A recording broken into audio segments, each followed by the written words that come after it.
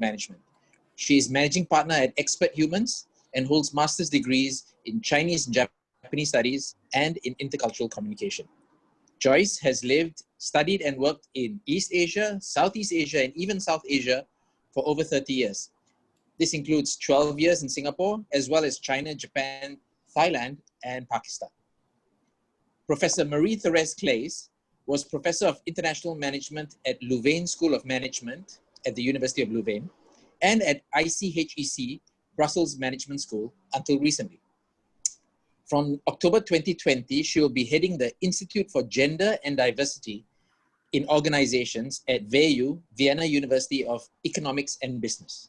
VEU is a member of the Societal Impact for Global Management Alliance, or SIGMA, which includes Hitotsubashi University in Japan and Renmin University in China. Marie-Therese is also consultant and coach for relocation, diversity management, and global leadership, and has worked as a consultant to various companies. Both Marie-Therese and Joyce Jenkins are past presidents of SIETAR Europa, as well as co-founders of SIETAR Southeast Asia, the organizers of today's webinar. Finally, the thorn among the roses. Gregory Rastello is originally from France and has developed an understanding of Asian working environments from his 23-year working experience in the region. Gregory spent 20 years in China before moving to Malaysia. For the first half of his career, Greg was leading Asian teams, reporting to Asian bosses most of the time. Later, he coached and supported Asians and Westerners working and leading across cultures. Greg is the co-founder of Wholeness Way, an Asia-centric coaching and training company. Now, I'm sure with this range and depth of experience, I'm really looking forward to a nice discussion and learning from non-Asians what they've learned and perceived about Asian and Asian leadership. So please join me in welcoming the panel. Joyce, over to you to lead the discussion. Thank you, Greg. Thank you, Srivan, I beg your pardon, for that very nice introduction. And thank you, Greg and Marie-Therese, for joining me on the panel today. As you said, Srivan, three non-Asians talking about Asian leadership and what we see as the very strong values and positive points of that from our experience. As interculturalists, we always find it valuable to look at another perspective. So we thought it would be useful to have an outside Asian perspective on aspects of leadership. So that's why we're here today. We welcome input from our participants as well. But we've chosen 5 particular themes or topics that we wanted to address. Of course, we're aware when we talk about Asian leadership and Asia being a vast and very varied and diverse continent with different geographies and religions and politics and different styles. So we've tried to find some themes that we felt were kind of unifying under that topic. Without further ado, I'm going to introduce the 5 themes. The panel will each take a few minutes I will introduce the first topic, and then the panel will discuss it one by one. And we have 10 minutes per theme. As Seiji said, we welcome your input and thoughts on each theme as well. So while we're talking, if there's things that you want to add or contribute or suggestions or questions, please type them into the chat box, and we will pick those up at the end of each panel theme discussion. So the first theme that we wanted to address, as we say, being a very, very varied, and we also recognize that there are good leaders and bad leaders in all parts of the world, and there are different themes everywhere we go. So what we wanted to have as the first theme was collectivism, and so looking at the group versus individual orientation and how we feel that plays out in Asian leadership and can be a very strong positive for those who manage that very well. So as I say, I will pass over to Marie-Therese and Greg. So from my perspective, it's very much about leveraging that group orientation Of course, you'll find it varies from country to country how strongly group-oriented leadership is in different parts of Asia.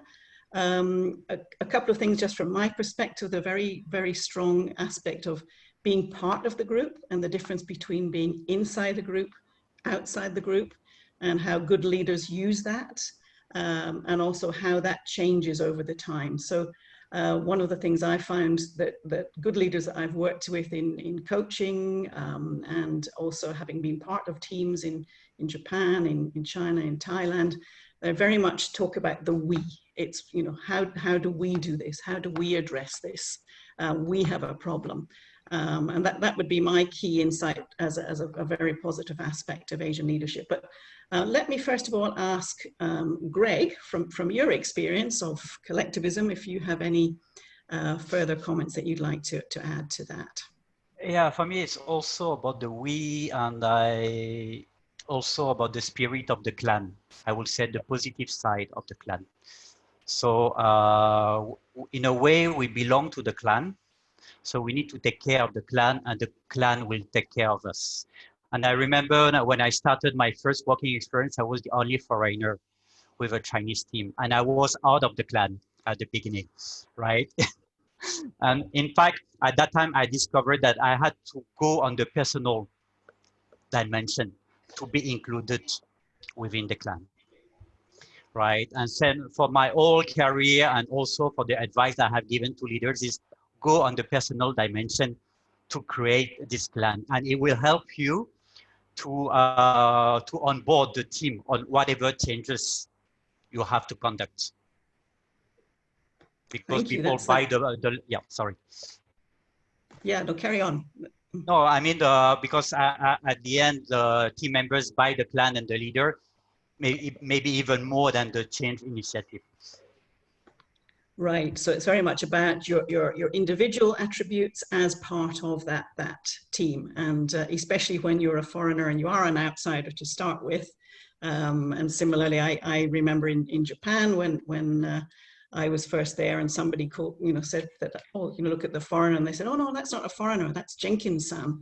And I realized then I was an insider suddenly, and it made a big difference. But it was me. Marie-Therese, from your perspective, what are your thoughts and your experience of Asian leadership in connection with collectivism and the group orientation versus individual? You'll need to unmute yourself.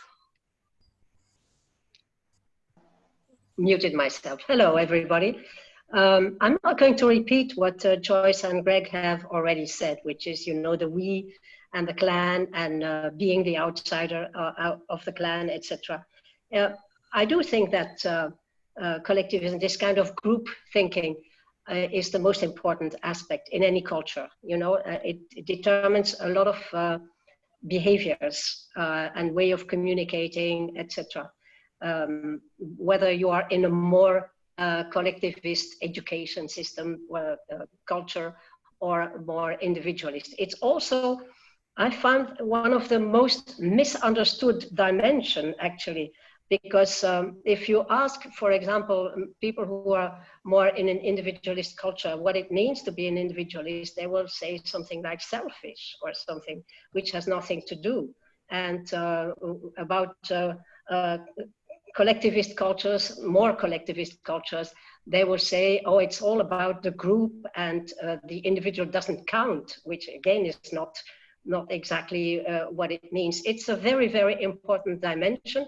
It is mostly misunderstood. It is difficult to explain if you have to explain how people in more collectivist cultures work compared to how leaders in more individualist cultures work. It's difficult to explain. You explain it from one side or the other. It's there's a lot of misunderstanding about it. And I think this we thinking does not exclude the I thinking. Yeah. And even in individualist cultures, the I thinking doesn't exclude the we. We have groups, we have families, we have our circles, and maybe they're smaller, for example, or they are different, but we also have collectivist behaviors in some circumstances, in some context with some people. So it's not that exclusive, but at the same time, the whole way we work with people, we communicate with people will be influenced by an environment that will be more in favor of the group or more in favor of the individualist cultures. So I think it's a very important concept. It's very important to understand it very well, but also understand that in Asia, for example, they have a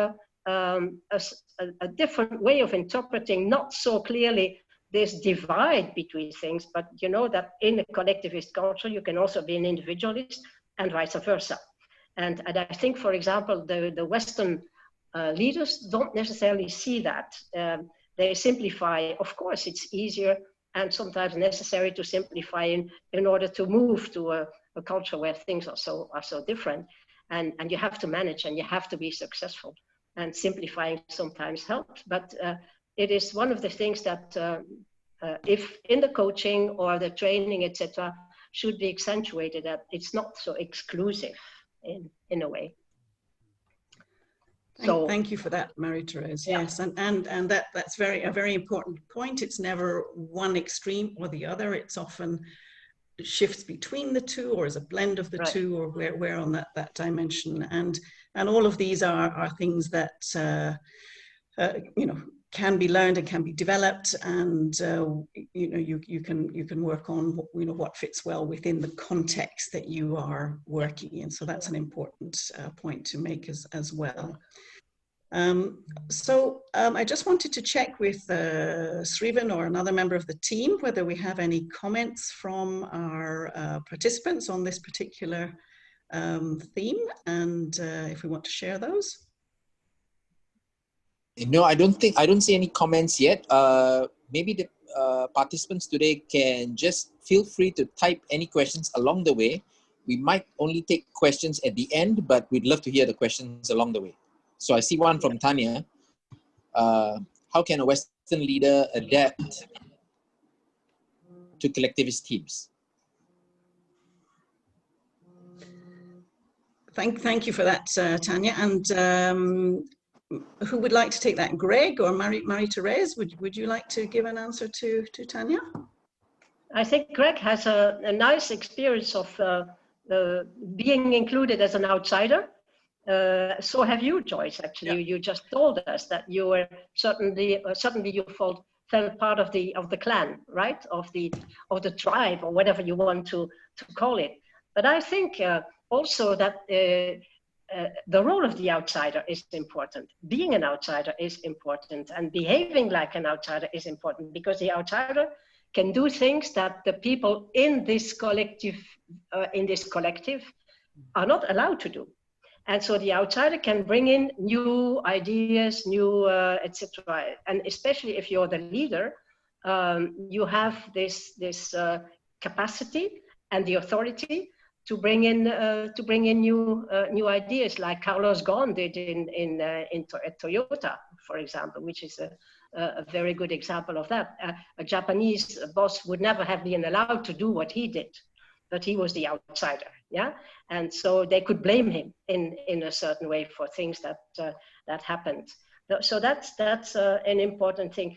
Can a Western leader adapt? Of course, anybody can adapt. If you have the openness of mind, and if you have a good, I would say, mentor, who could be your secretary or anything, who can tell you that was a mistake, or whom you can ask how to do things, etc. But it is the willingness, I think, to accept that things will be different. And I see a lot of Western leaders who come in and say, well, this is the way we do things, and it works. So, and then they're surprised it doesn't work in this context. And then they start asking questions and why, etc., etc. So it is this idea of accepting that it's not necessarily going to work the same way as it did at home, and being willing to accept comments, ideas, and remarks, and be open to that and understand them, and then develop a strategy of your own. Yeah, I think that is important. It's that sort of accepting different ways of doing things and being open to them. So we have apparently, our timekeeper has informed us that our 10 minutes for this topic is up. So any questions that we haven't addressed on this topic at the moment, hopefully we will also cover at the end. So we will move on now to our next theme, which is relationship orientation. Of course, very strongly linked to collectivism, but relationship along the dimensions of versus task focus. And of course you get, as we were describing in the collectivism and the group versus individual orientation, you have both ends of the extreme, and you have people who are in different cultures on either end and in the middle and so on. But it is something that is very important across most of the countries in Asia, focusing on the relationship, of course, not exclusively. Getting the task done, getting the work done is also very important in most of the cultures in Asia as well. But I was just wondering what some of our panelists might have experienced or felt about this aspect and what they think is important. I'm going to go to I'll go to Greg again first of all, and your experience, particularly maybe even comparing, say, China and Malaysia as far as relationship goes, but any general experience would be useful. Yeah, and because we talk about the organizations today, right? I mean, about the business business dimensions. I would say any business relationship is personal first, right? So which means that when we work with Asian leaders or Asian clients, is not the task first, but it's first meeting the person, right? We need to trust each other as people first, more than the first. I mean, we trust each other first, and then we can talk about the project. And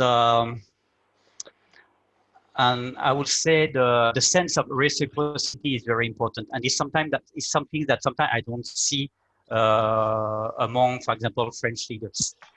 Because in Asia, I would say we give, but in a way we also expect to receive, and it's all the way.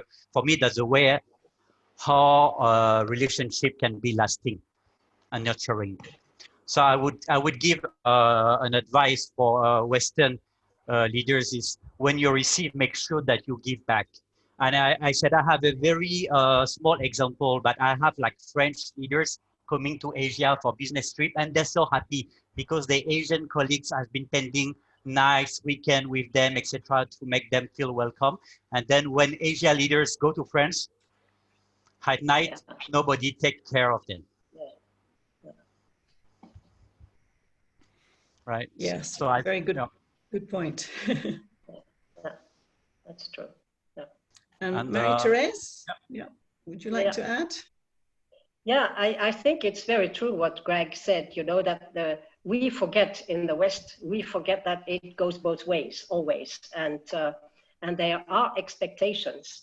There are expectations what it means to be invited, what it means to be the host, completely different interpretations. Have to do with a collectivist, and the relationship is very much different. In relationship is important. We sometimes call it, the contact cultures. Opposed to the contract cultures, where the business is more important than the relationship at first, where you do business. This is, we sometimes say that 80% of the world is collectivist, 80% of the world. So the relationships, it's the same thing. 80% of the world would put relationship before the business itself, and you have to know the people. You have to be included. You have to be part of the clan, of the group, before we can do business with you, right? So we need to know you. So we will talk about anything to get to know you and see what kind of person you are before we accept you in this group that we are. Very, very important. And this the kind of relationship goes very, very far in this you know what I'm sure Craig and Joyce, you know, and Seiji, you know it better than I do. You know, this guanxi, this kind of obligation, which is actually a mutual obligation, giving and taking, and I mean, even for small things, you bring something to the office, and they will give something to you, and you go somewhere and you bring something for people with you. Always show that you were thinking of them when you were on a trip or something like that. Show them that I thought of you. I bought something for you. I'm bringing you something. And this is something that in the West we don't learn so much. Yeah, we don't teach our business students to think of this kind of relationship and the importance of small gestures. It can go very far, because as the relationship, the guanxi, etc., of course, that's at a different level. But it starts with small gestures of exchanging, creating a good relationship where we know that we can trust you, we know that you think of us, you know that you keep in touch with us, and you know what's happening, and you let us know what's happening on your side, and this kind of continuously keeping, you know, the relationship alive. Yeah, don't, oh yeah, we did business with you so many years ago. No. The relationship has to be fostered and kept alive as much as possible. Yeah.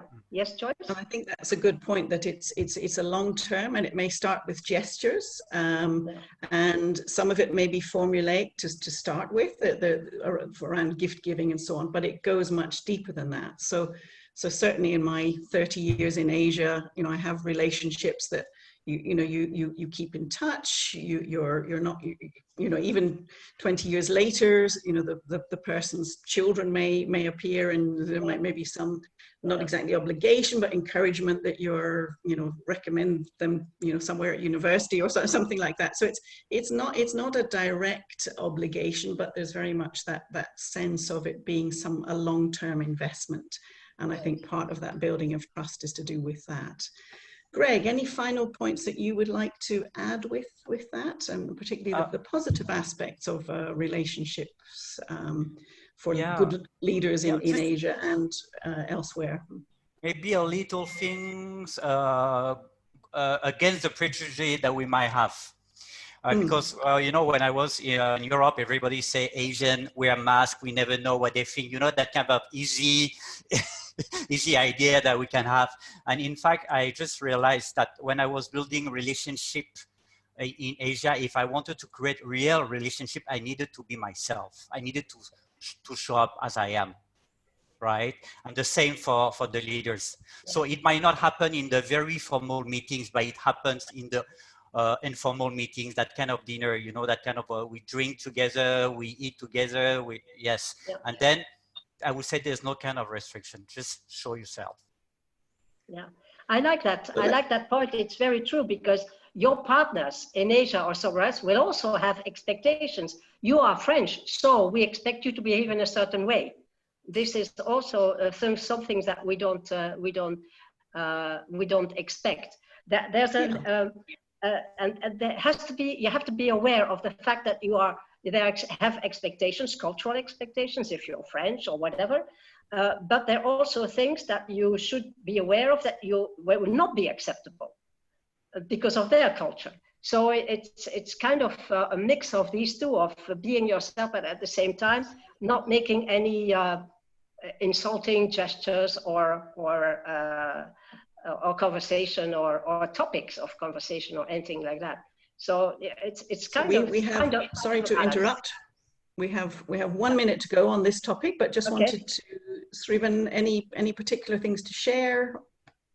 Well, there are two questions. One is, are there any challenges you notice from people coming from Middle Eastern or Arabic countries when they come to Asia? Because both are collectivist cultures, but is there any specifics that you would advise to a person coming from that region? Yeah. The other one is, if a Western culture thinks having meals with your clients is unprofessional, is there a professional way of deepening the relationship without getting too informal, or is that just a hang-up that Westerners need to get over?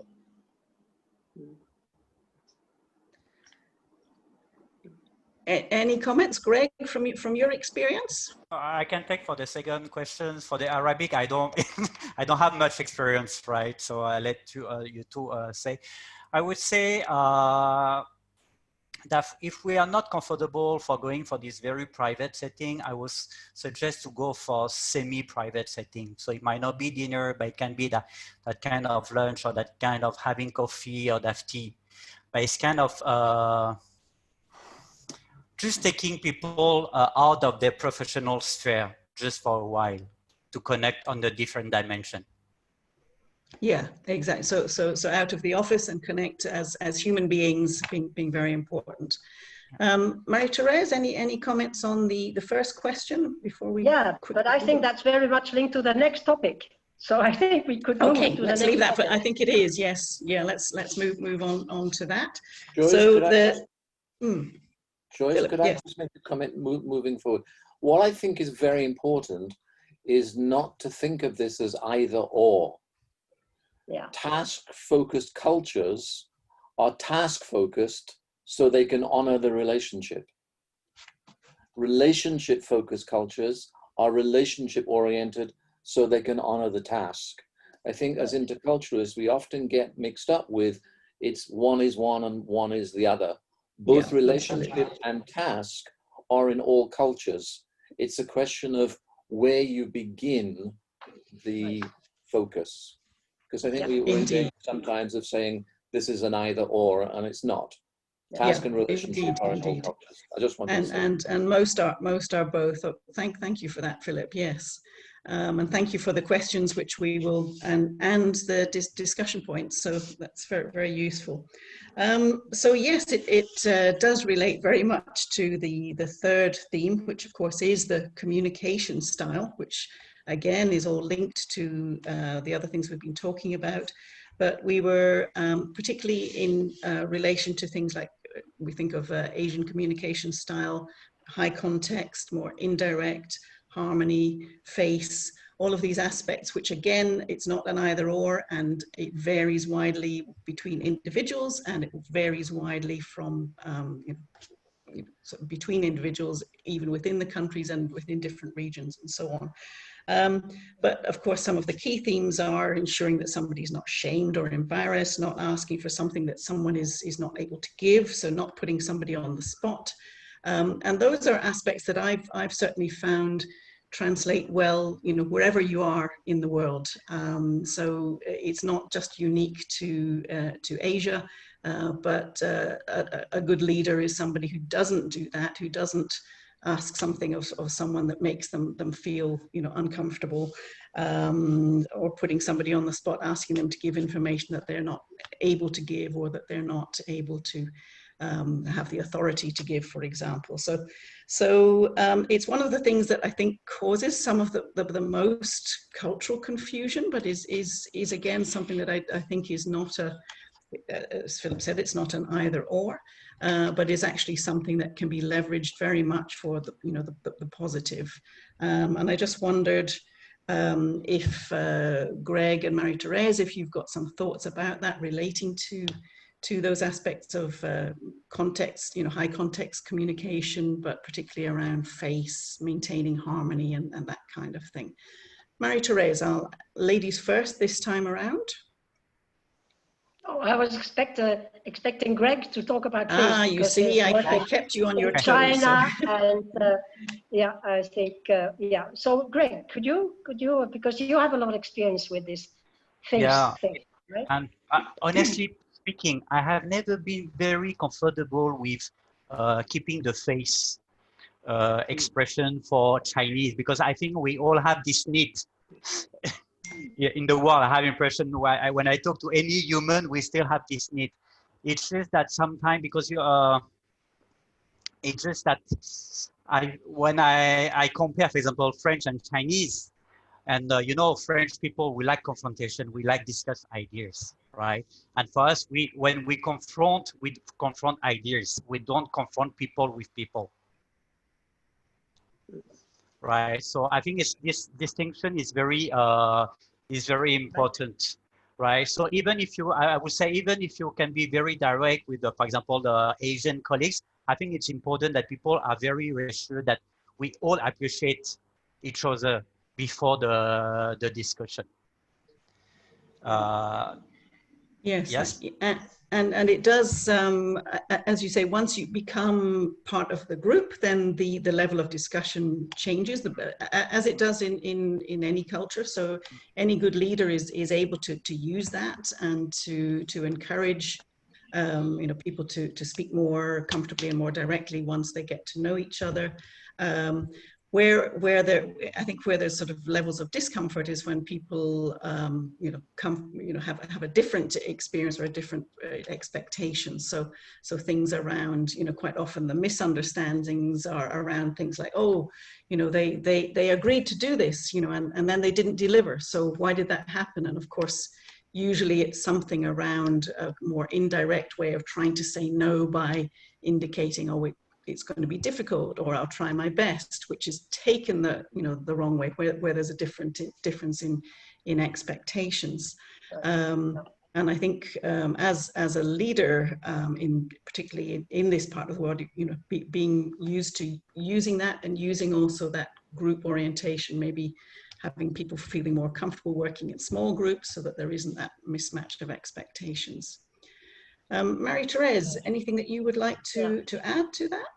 Yeah, one of the things that always strikes me is, the way the communication style is in the language itself, in the way the language is spoken.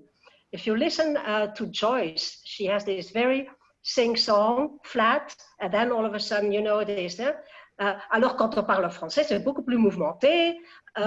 If you listen to Spanish people, it's even, a higher level of change. If you listen to the Arabs, and here we come to the Arabs, you have the impression that they're fighting when they're talking to each other. So it's in the language itself, the expressiveness of the language itself is linked to this communication style. When I'm talking French to my colleagues and my Japanese colleague listens to us, she says, is something wrong? Because she thinks we're fighting and we're speaking French, because of the intonation, because of the passion that is expressed by the language itself.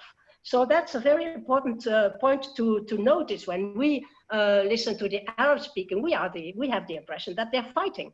So you see, that's the first point that we should look at when we are talking about the expectations.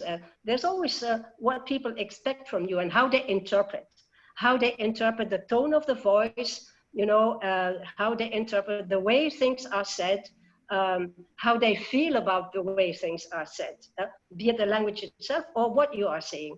And I think it's very, very much linked also to some kind of, I would say, values, actually, although it's risky to use that word. But for example, if let's say the Dutch people, who are extremely direct, who have this reputation, they say, I say what I mean, and I mean what I say. I'm frank, I'm honest. It's a value. They value the frankness, the honesty of, I say what I think. I'm not hiding anything. And in more implicit cultures, where face is important, etc., they don't value that. That's not a value, because that is offensive. That breaks the harmony in the group, right? And it's not acceptable in a sense. What they value is the relationship, keeping the good relationship, being polite, not offending anyone in public, etc. There's a different kind of what is valued in the communication, and it's difficult sometimes for some of the Western leaders to understand that, it's not that these people are not honest. It's not that they're hiding things. It's that they value a different way of saying things, and keeping the harmony and not creating disturbance in the conversation or in the discussion, etc. It's a different kind. They value a different thing, and what you are doing is interpreted by them as being rather rude and not done in a certain way. So it's a question of interpretation and accepting again, that, and again, I agree with Greg that And with Joyce, it is not an either or. We are all capable in our families. We don't need much words to understand each other because we're a group and we understand without words even, right? So we all know this in a certain sense, but what is used in business is, do you say what you think? Do you directly, without taking into consideration the context or the interpretation, how things will be interpreted by other people? Or do you know how people will interpret behavior or communications? Srivan, any questions, any comments? There's a great question. There's a great question about what happens if, despite a Westerner's best efforts, he or she has inadvertently caused the Asian counterpart to lose face. What's the best way to regain face, and what can you do about it? What are some strategies? That is a great question, I mean, one thing I would say is that quite often best efforts are appreciated. I mean, we're often very, sort of scared of doing something wrong, making a mistake, but quite often there is an appreciation of, the fact that you are, working within a different culture, and without trying, you may have done something. If you have done something and you've caused somebody to lose face, the best possible thing is to try and help them to recover face, to apologize and understand what it is that has caused it. One thing I would say is quite often it's difficult to realize what it is that you have done. Somebody may just not interact anymore or might disengage, and that's where the problem is. Where there's something that clearly has happened, then you can usually work with it, but it becomes more difficult when it's something that you're not aware of. But Greg, I don't know if you have any further experience or anything you'd like to add to that. Yeah, just building on what you said, from my experience, I think that one-on-one setting is very important. If we think that we have upset the person, then we need to go for a very intimate setting. And I agree with you about apology. I have seen that, I mean, working with Chinese or Japanese, I've seen that they very much value the apology far more than in Europe. So if we apologize in a very sincere, in a grave way, then the people will receive it, even if they don't talk after that. But it will have the impact. So it's being very sincere, and of course, trying and doing your best. And as a leader, being aware of those different tensions and relationships, and monitoring and managing those. But of course, context is very important. Things will be different, level of acceptance once you know people well, and so on. It's time to move on to our next topic. So our next topic is the orientation to time, and time being very important, and different attitudes to it, different aspects of time. So for example, are we polychronic? Do we do several things at the same time? Different, sort of deadlines are not so important. Agendas maybe not so important. Of course, it's not an either or. What are the boundaries between, say, work, between life, between what is your family commitments, what is your work commitments, and so on? Are they blurred? Are they very clear? And that kind of work-life balance as well. And it's one of the areas where there's a lot of conflict, a lot of misunderstandings, particularly not just between, say, Western culture and a lot of culture in Asia, but even within Asia itself. You have a very different approach in Japan compared to Indonesia, Thailand, and so on. And of course, hierarchy also comes into it. So there may be things that are very much on time, depending on what your relationship is to that person. So if you're in a more senior position, then you can be a little bit more relaxed. It's not a conscious thing. It may be something that you're even unaware of, but it's a question of priorities.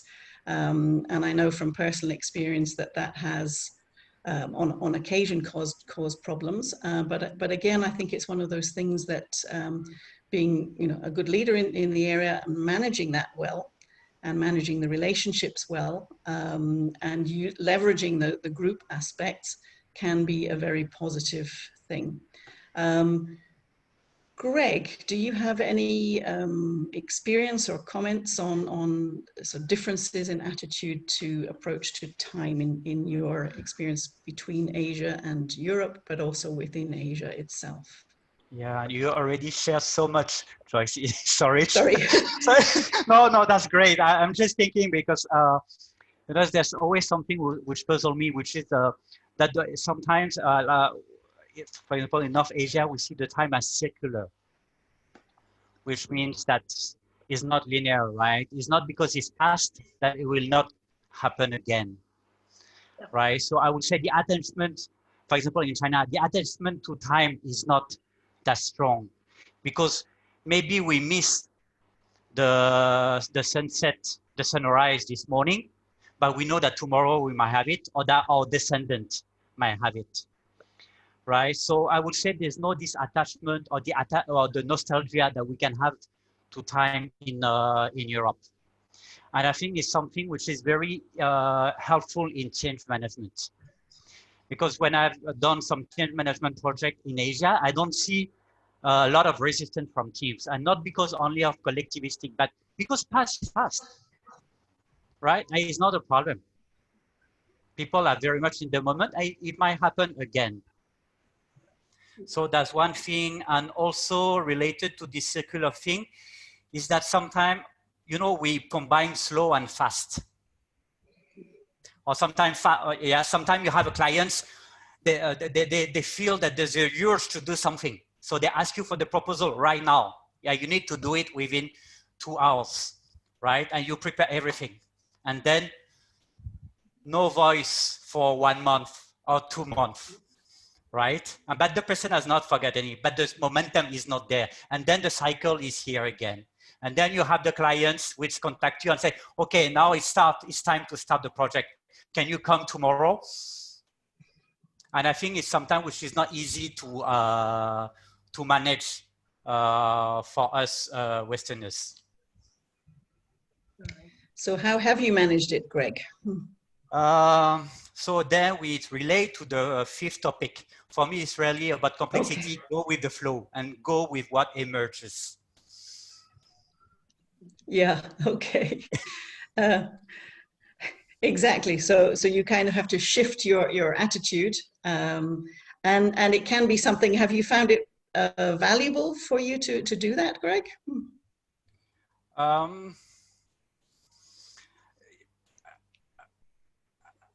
I would say it just is what it is. You're just thinking, but for me, I would say I don't have as many. I'm more efficient than before, right?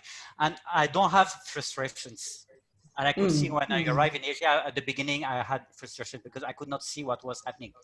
And I accompany a lot of Western leaders who have this frustration for the first 6 months, especially when they're in a very vulnerable, countries which are not so, maybe Japan, Korea, or Singapore is a bit different, but other countries, it's very volatile, everything is changing. So sometimes it can be frustrating for us at the beginning. Yes, yes.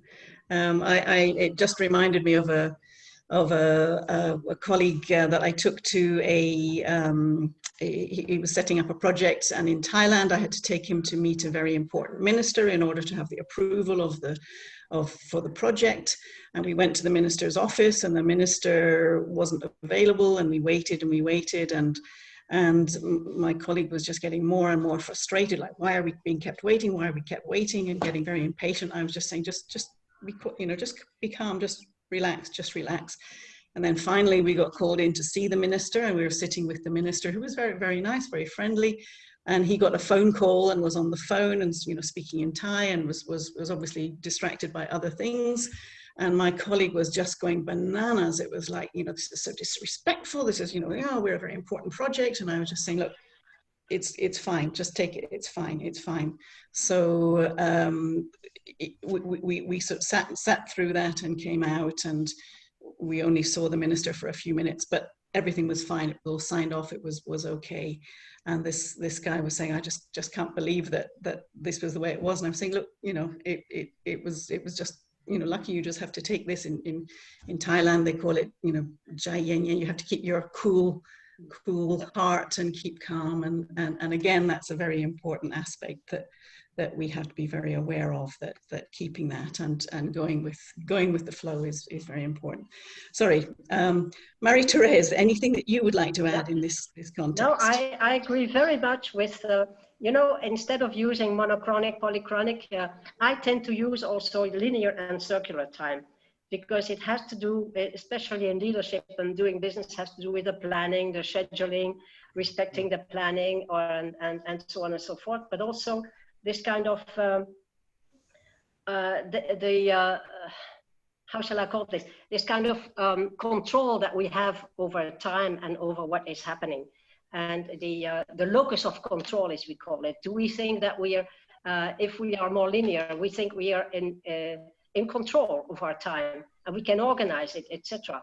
And I remember this again, Arab leader who once said to me, what good is planning if God decides otherwise? You know, so the locus of control was outside, was God willing, as we used to say in English, right? This kind of, we are not always in control. And this is very much linked to this linear and circular thinking, the circular where things do come back, and reincarnation is one of those things that is the ultimate coming back and the ultimate circle, of course. And this is, I think, very, very important. But that I would like to ask Seiji, actually, because Japan seems to be a little bit different to that respect. Yeah, Seiji? I need to think. Could you repeat the question again, just to? Yeah, this circular and linear thinking. Yeah. And you know, we say sometimes that Asia is tends to be more polychronic, but Japan is not, right? So is the thinking different? How I'm seeing, especially when I was working in Japan after living in Western world,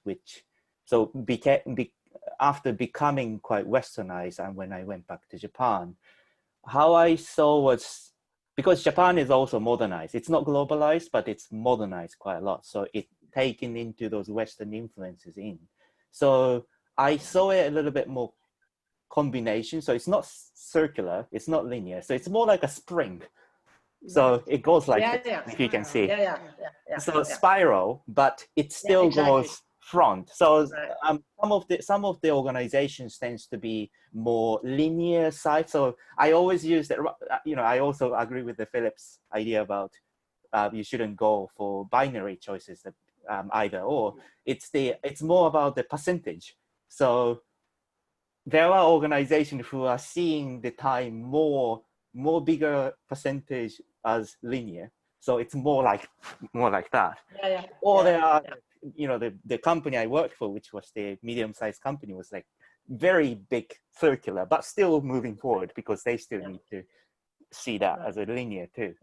So and but the context is very, very important. Yeah, exactly. It depends very much.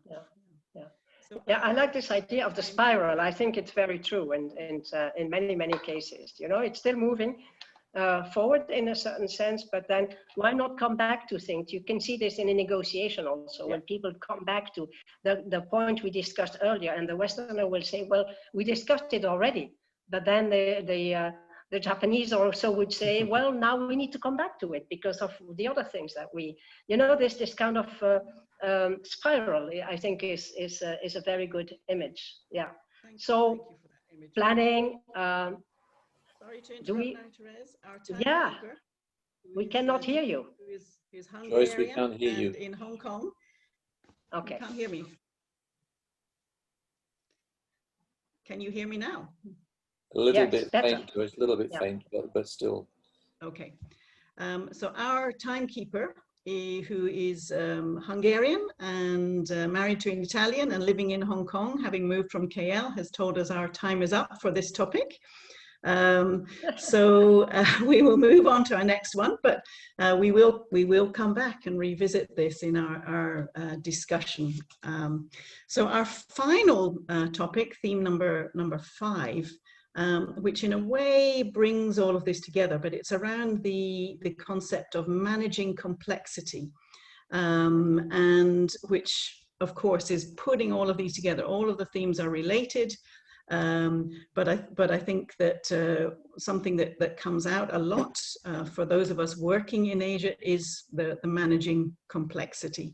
For me, one of the great exemplars of that, again, going back to Japan, but I've seen it in every part of Asia in some form, is the concept of nemawashi, which is where you in order to prepare for a project, it comes from the concept of bonsai trees. So you have to prepare every single root in order for the tree to grow successfully. So it's a bit like before you set off to do something, you identify everything that could possibly happen, everybody who's involved, you prepare those, you maybe speak to them informally, you may speak to them directly, you may do it formally, but by the time the actual project happens, everybody knows what needs to be done and how it's done. It's a great example for me of managing complexity, not just in Japan, but I've found similar versions in different parts of Asia. So I just wondered what Greg and Marie-Therese had in mind when they think of managing complexity in this part of the world. We'll go first to Marie-Therese this time. Okay. Yeah, I think it's very much what we already said, that, you know, it's not either or.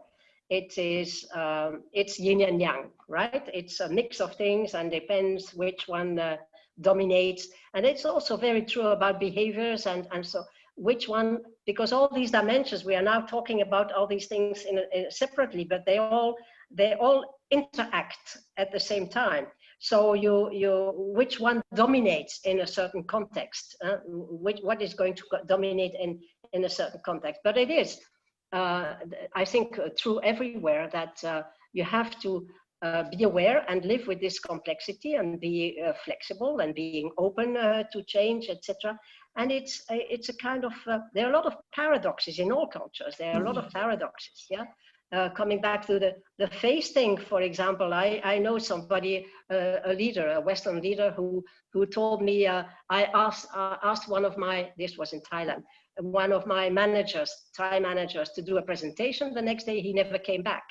You know, that's loss of face. And they would say, for example, that once you lost it, you can never regain it. Yeah, you have to leave. You have to go and work somewhere else, for example. On the one hand side, but on the other hand side, they would say, you know, the door is never closed. So, you know, it's complex and you don't always know which one is going to be important in that kind of situation, in that kind of context, which one is going to dominate, what kind of behavior is going to dominate, and how they will react in each of these situations. And so managing this complexity has become even more important now with this the VUCA world that we are experiencing, etc. And the paradoxes and the contradictions are there all the time. And can you manage complexity? You just have to adapt to it continuously. You have to, you cannot plan. I mean, in our COVID-19 days, no planning. You can plan something and then something happens, and you know, the planning, you know. So this is one of the things that I think maybe Asian people are more willing and more able to adapt to that kind of flexibility of changes, of the circular or the spiral thinking, where we will see and come back to this, and maybe not, and maybe it will be something else. And if you have too much planning, you know, it creates stress of not being able to dominate it, to master the events, and I think there might be more stress there. Yes, that idea of not being able to control everything, as you said before, sometimes you have to kind of give up control and think, okay, it's beyond my control, or, you know, that seems to be more acceptable. Greg, your thoughts on this topic? For me, I would say it has been a relief to study how to manage complexity in Asia, because being aware that we are all interconnected, Yeah. I think it satisfies a very deep part of me, right? So saying that we're all interconnected, I think it's something which is very important. And I think now it's a lot of people, a lot of leaders are aware in the world, not only in Asia, right? Also being aware that if we only rely on our left brain, on our linear thinking, there's some information that we cannot get because there's some link that our brain cannot get, but our body, our guts, our intuition might get. Yeah. For me, I mean, the fact that I've seen a lot of Asian leaders using their guts or using their intuition to make decisions. Yeah. And it's But also, yeah. Please.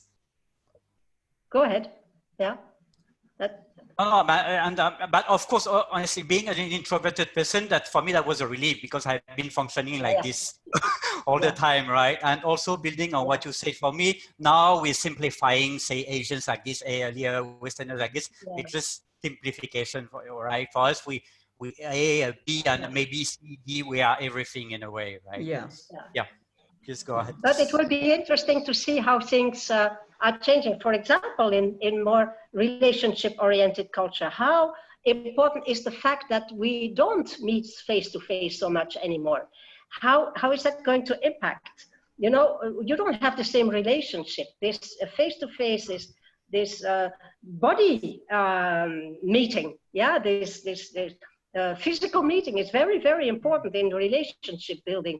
And you miss a lot if you only have meetings online and things like that. You miss an enormous lot, especially if you need that kind of information to judge someone, to find, are we going to do we trust this person for business or not? So it's going to be interesting how this will change or not, and what it will mean. Will we come back to meeting anyway, you know, taking the risk? And I don't know. It will be interesting to see how this will change.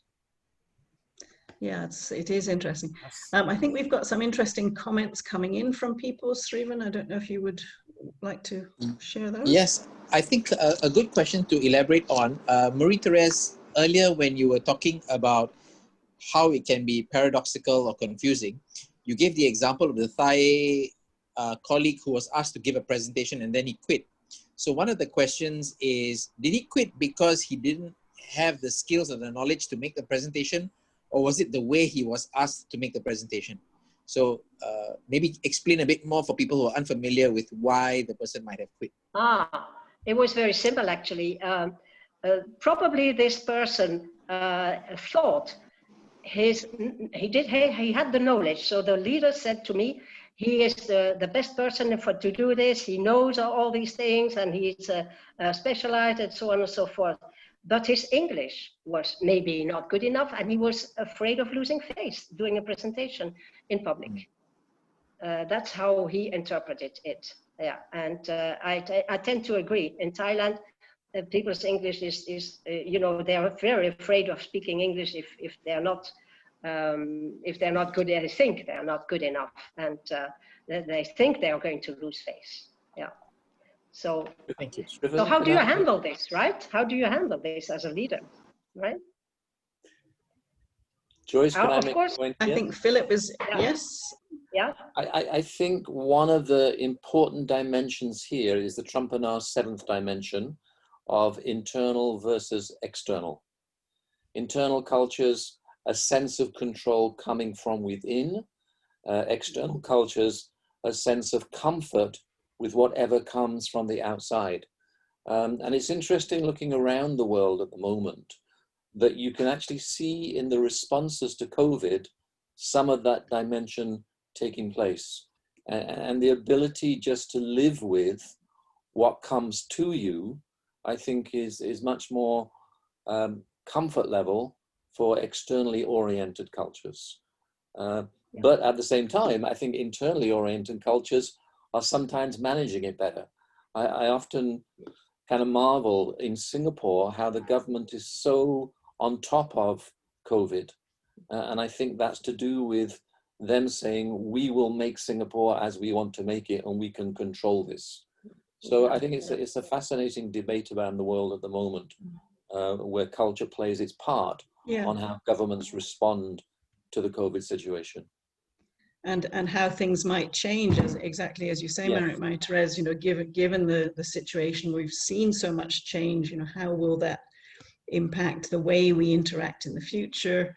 From that same Trompenaar study was, you know, a look at how we handle dilemmas, and countries that you know can reconcile dilemmas well seem to have done well, and so on.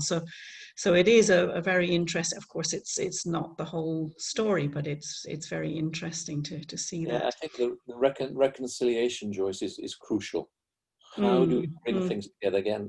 I'm back to it's not either or. How do we as international leaders reconcile the different dimensions and see them not as opposites?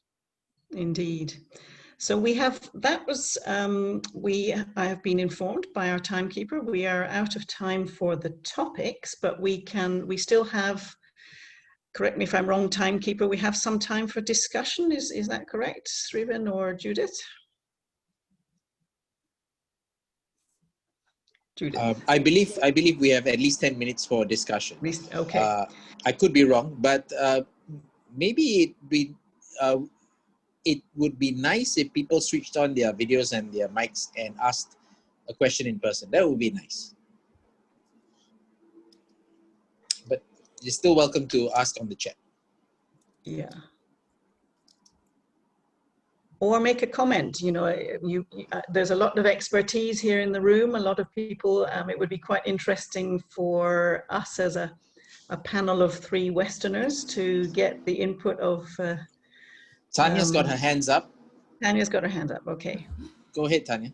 Thank you very much, and thank you to all of you for this very interesting session today. My question is really about making a presentation to, let's say, a Chinese group.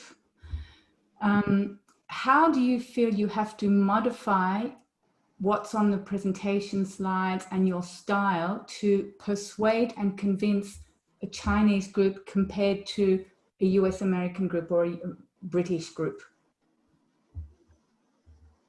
So this sounds like a good question for Greg, but we also have expertise from Polly and Molly and all sorts of people there as to what you think about that. Greg, would you like to give a first pass at this? I would say if we have some expert in public speaking, I mean, related to China, I'm willing to go afterwards because that's not my expertise. So if someone can give a more comprehensive answer, I'll be happy. Otherwise, I will share my insights. Yeah. Okay, great. So I see Philip saying it depends if the Chinese group is Western educated, of course. Polly, would you like to have a go at answering this? I know that you've done lots of presentations in China, and also you've probably seen lots of Westerners giving presentations. What do you think is necessary if there is anything necessary to modify? Well, I'm assuming this group of the Chinese audience is very, very Chinese. Let's say they are very state-owned like organization. I would try to understand who will attend first. If they are like senior leaders attending, you have to make sure that the position where they sit is right, where they are seated is right, and the hierarchy, the title, you know, to show respect, and not to challenge like difficult questions, and also to kind of moderate the whole presentation to show respect to the senior leaders. I would do that. Like you kind of want to connect by building relationship, right, with the key people in the audience. That's what I would do my homework first in that sense. I think you will have to do a lot of homework with any presentation, but the hierarchy, position, the position where they are seated, you know, how they should be addressed, I think can be quite important. in a very Chinese cultural kind of audience. That's what I would do first. Yeah. Thank Of you. course, Thank you. yeah. Of course, if they are like very Chinese and they can't, their English is not so fluent, you got to simplify your English a little bit. If you use certain terms, you may want to like explain it with examples and slow down and perhaps ask people, some of them to translate into some Chinese terms, use some Chinese terms to connect with the audience to show that you are really trying. Yeah, that's what I would do. Thank you. Mm. Yeah. I thank you for that. That's very helpful. And I would add as well, you know, trying not to put people on the spot. Again, the concept of face. You don't want to ask people, like I put you on the spot, Polly. But I know that you're very experienced at working across cultures, but suddenly asking somebody questions they're not expecting. So not putting them in a difficult position where they might lose face by showing that they can't speak English, you know, as well as maybe they feel they should, although usually, you know, actually they're much better than they think they are, and so on. That would be my key thing. But Greg, what would you add to that? So I agree about not putting people on the spot and not. I mean, you need to, in a way, you need to be prepared to feel lonely a bit, right? But just know that we'll be connected with you, but maybe not by talking. And I've seen I would say two extreme but successful ways of presenting. One is a very formal way that we do, like with Chinese officials, that, you know, you have the speaker, the person is saying the message, and then that's finished. But people know that the message is not important. It's really about what is going to be said before and after the meetings. That's the first thing. And I've seen something very different and very successful is using more the way that we can, I've seen with American speakers. Like amusing people, like putting them in their experience, because they are not used to it. And when they see a Westerner doing it, they enjoy it. Yeah. So it's almost like an entertainment there. In a way, yeah. But different, yeah. Natalia is raising her hand. Natalia's raising her hand. Yes, hello everyone. I have lived for 4 years in China. Now I'm back to Finland, to Europe, but I had a great experience of teaching at the university, also attending many business meetings. And one thing which was really helpful for me, it's visuals. Many people in China, especially in my experience, their English is not so good and thinking is more holistic. So I almost always illustrate my business proposals and ideas with pictures and with images, and it was perceived in a much better way. We at the West like to put a lot of text on the slide, but they would, even they can read very fast, they would not appreciate it. The thinking goes in other way.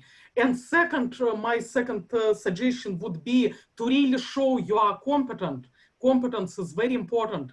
That you need. Sometimes Western leaders could say, I do not know that, please ask my assistant, but it would not work in Asia. If you're at your position, you need to show you are competent. And then what would be good, of course, we cannot even compare our knowledge about China or Asia with local people, but if we respect it in a way that we relate to some historical facts or some figures, they would always appreciate it. Thank you, Natalia. That's really useful. Thanks for that. Some really good points there. Can I add something here? Yes, I think Polly brought up an interesting concept that we haven't talked about, which is giving face. You know, how do you give face to people? And the way she said, you know, how to prepare and talk about the titles and this, how do you give face to people in a presentation, for example, right? With the right, and this is something that the Westerners don't really know how to do, because it's not important for them to have to prepare this idea of how am I going to give face to the people in the audience, for example. Yeah, but it is important, as you say, do your homework, find out who's in the meeting, especially when it's an official meeting, and whether there's anything around seating plans and that kind of thing.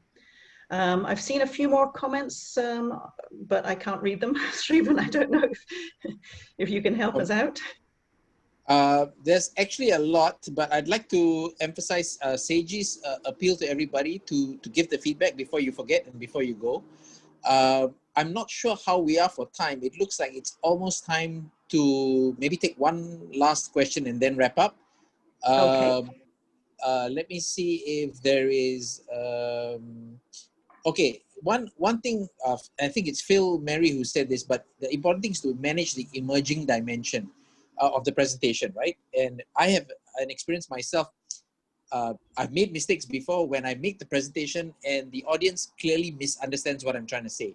Yeah. So do you embarrass them by pointing out they've misunderstood, or do you just nod politely and try to correct them after the presentation, for example, right? Srivan, can I clarify on this, Srivan? Because you see, we are in a world where teams and organizations are full of different cultures. It's no longer a singular culture. So the key skill I think we need as cross-culturalists is to know the differences, but to manage the emerging dynamic that happens during our meeting, during our training. Because with so many different cultures, I think now in organizations, you've got to manage all of them. And so the assumptions that you make before you go to a particular country may be totally blown out of the water when you arrive and actually meet the people that you meet. You may find a CEO, Chinese CEO, Japanese CEO, educated in New York.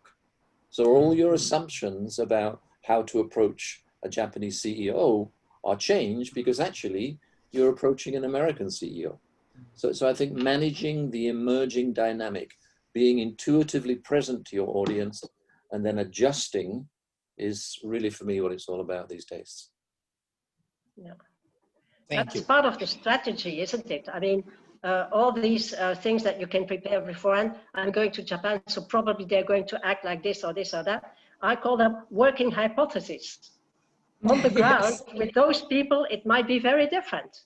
But you have something to start with, but you have to check, is it going to be like this in this group, in this company, in this situation? It's a working hypothesis, nothing more. All these dimensions. Yeah. Exactly my point, Mary. Very nicely put, very nicely put. What I like to do is to say you have to have a kind of range of styles. You go along, you do your homework, you try and figure out who's going to be there, what are the possibilities, what's that like, but you have to be able to flex and adapt and work, as you say, with a dynamic group with different ways of doing things. And that's very important. And ideally, you know, creating some kind of synergy. So you have a group, or even, you know, if it's two distinct cultures that you're working with, trying to look at, you know, what are the new alternatives and creating those and building on those so that you actually have almost a mini culture within the group or the team that you're working with at the moment works very well. So it's very much sort of skills rather than, but still it's worth doing your homework. And I do find that in this part of the world, because Asia is so multicultural, and even within countries, you're having people from different cultures, even if they're all the same nationality, working together. So there is a certain already inbuilt awareness of flexing your style, adapting your style, being kind of open to different ways of doing things that you can usually build on, which is very, very important. So we've got, I think, about 5 minutes left. Srivan, do you want to take any more questions, or should we try and wind things up? I know that we want to announce about the next session, and anything else that you would like to cover. Well, actually, there's a nice question that kind of leads to the next topic that we're coming up to. And that's from Molly, saying awareness of and managing the complexity is not only taking culture per se, but taking the context and personality of people into consideration. Phil is going to talk about this a bit more, I believe, in the next session, but let's hear from the panelists and then we can transit over to talking about the next session next month. Could the panelists talk about not just culture, but managing personality and the context? Absolutely, and I think that is very important, and that's, as you say, we will be having our next session focusing on things beyond culture. Personality comes into it as well, all of the other different influences that make people's behavior different, and how they interact with each other is very important. So it's not just about certainly national culture, but all of the other influences as well. But Greg, anything that you would like to add to that before we wind up?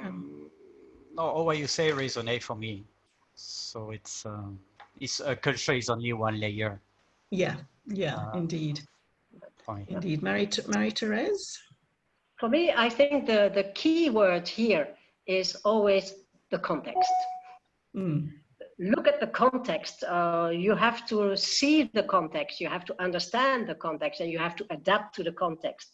Be it culture, be it personality, be it the kind of situation you're in, the context is extremely important. So you can have ideas of about culture, about people, about anything, but look at the context and give yourself time to adapt, to study the context where you're in, and then adapt to it. Yes, great, thank you. So thank you to my two accompanying panelists, Greg and Marie-Thérèse, and thank you to all of our participants who have contributed great ideas and taken part.